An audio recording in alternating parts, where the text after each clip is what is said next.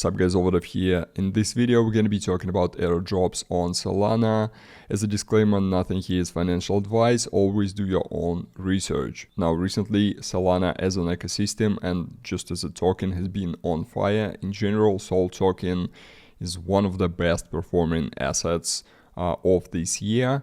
And recently we see huge growth in TVL and also active users, mostly attributed to recent airdrops on Solana. So what happened? In just several weeks we had 3 pretty big airdrops. It was Jupiter, it was PETH, and just yesterday it was Jito. And Jito was probably the biggest, historically biggest airdrop in terms of the minimum amount of eligible person got, because the minimum allocation was just below 5k Jito tokens. And if we check the price, it's currently traded above 3 USD per token, which is kinda crazy. If we take into account fully diluted valuation, it's over 3 billion. It's actually higher than Lido. It's completely crazy to think about. How big is Lido? And Jito just launched, so obviously some people probably sold before that, but even at the price of like 2 USD, that was like close to 10k, which is kind of nuts, obviously. And so not surprisingly, there are tons of people now flooding to Solana to hunt for other Solana airdrops, because it seems like we could be actually in this Solana airdrop season. As more TVL come into Solana, as more airdrop happening, some of that money also remains within the ecosystem and it's kind of just fuels itself. If we look at DeFi Llama on TVL is almost at 900 mil, when at the end of October it was just around 300 mil, and that's not even taking into account some of the protocols that DeFi Llama is not tracking. So there are a lot more protocols on Solana without the token, and given current market conditions, I think there's a decent probability that more protocols will drop soon in the next several months. So in this video we're going to be taking a look at 5 protocols on Solana that currently don't have the token and in my opinion have decent probability to airdrop in the future. Now this is actually gonna be a 2-part video, because in total I have a list of around like 30 popular protocols on Solana without the token, but I need to do more research on those before I make a video. So in this video only 5 protocols. These are, I would say, in the more popular end of the spectrum. We're gonna start with the NFT marketplace here. This is Styr. They're currently in season 3 and they utilize the point system. Now for season 3 you can read all the rules in your dashboard, but basically you get points for interacting with collections from top 100.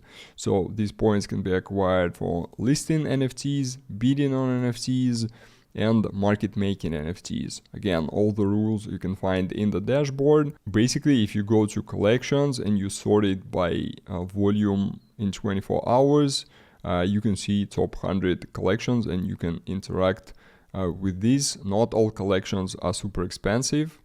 Some collections floor is below 1 Sol, so relatively affordable. I'm saying relatively because still the majority of collections have ridiculous prices. Well, I mean ridiculous by my standards. I'm not a big NFT guy, but take a look at this, for example, Tensorians. So this is a special collection. Obviously, you can stake this NFT and get benefits for your points. For example, there is also a referral system and you can only refer people if you stake this NFT. So that's pretty cool, right? But the floor price is currently sitting at 104 Sol tokens, so that is close to 8k USD. If we track historical price on CoinGecko, for example, we can see that basically, again, it was the Jito airdrop. Previously it was traded at around 50-55 Solana, which is still quite a lot, but currently it's pretty much doubled that price. Next we're gonna check 2 borrow and lending protocols. The first one is Margin 5. Now they also utilize the point system. You can read more in the article about the point system, but basically it's pretty simple. You get points for lending, for borrowing, and for referring people. I mean, that's just pretty standard functionality here. A lot of pools are at full capacity.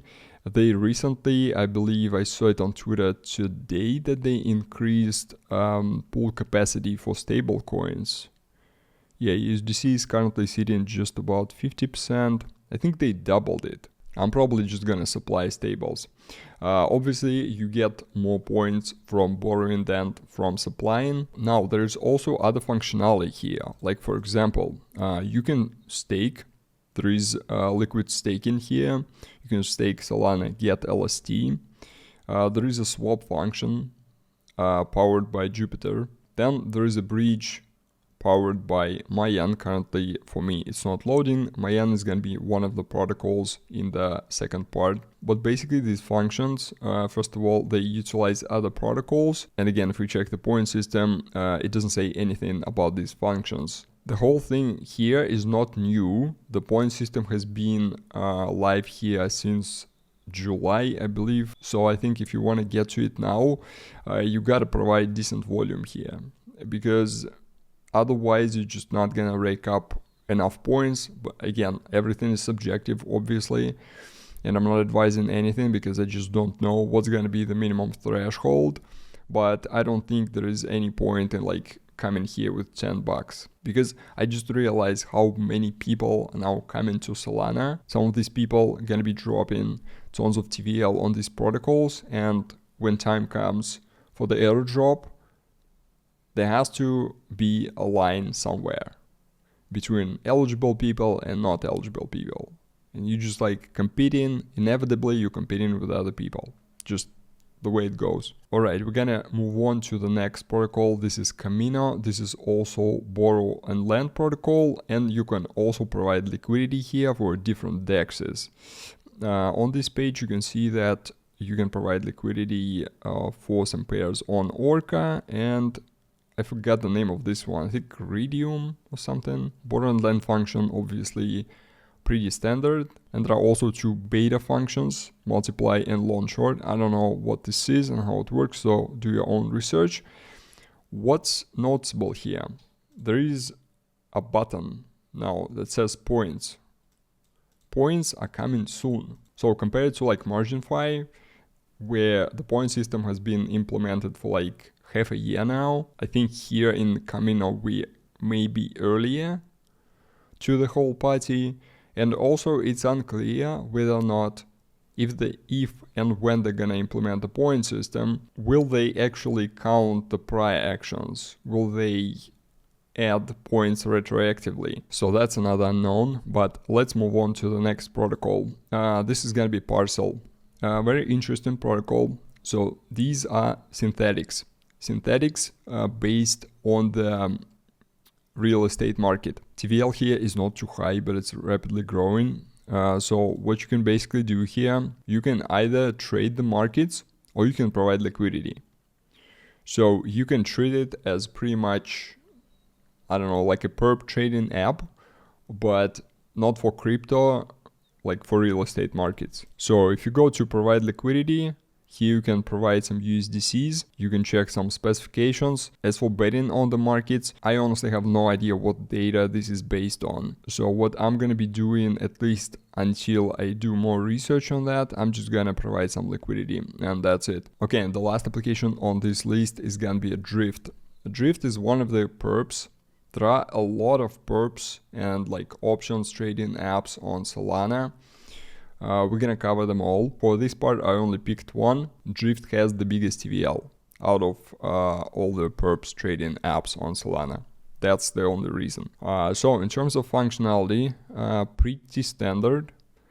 You have to deposit some funds and then you can trade with the leverage. You can also spot trade. You can swap. Obviously, trading is not for everybody. So if you are not trading guy, maybe you want to skip this. It's completely up to you, or maybe you want to take the passive approach and actually provide some liquidity. Like if you go here, There is a trade tab with perps, spots, swap, and then there is an earn tab where you can provide liquidity and see some other functionality. There are some stats, leaderboard.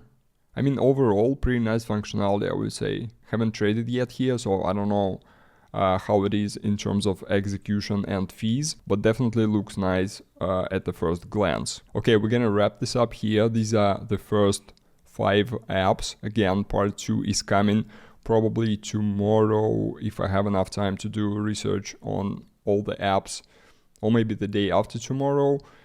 There is a possibility that I will do 2 more parts, not 1 more, if there is like a list of another 20 protocols. I'm not sure. Again, I need to research more. Yeah, but we'll see how it goes. But for now, thank you very much for watching. Please drop a like and subscribe, and I'll see you next time.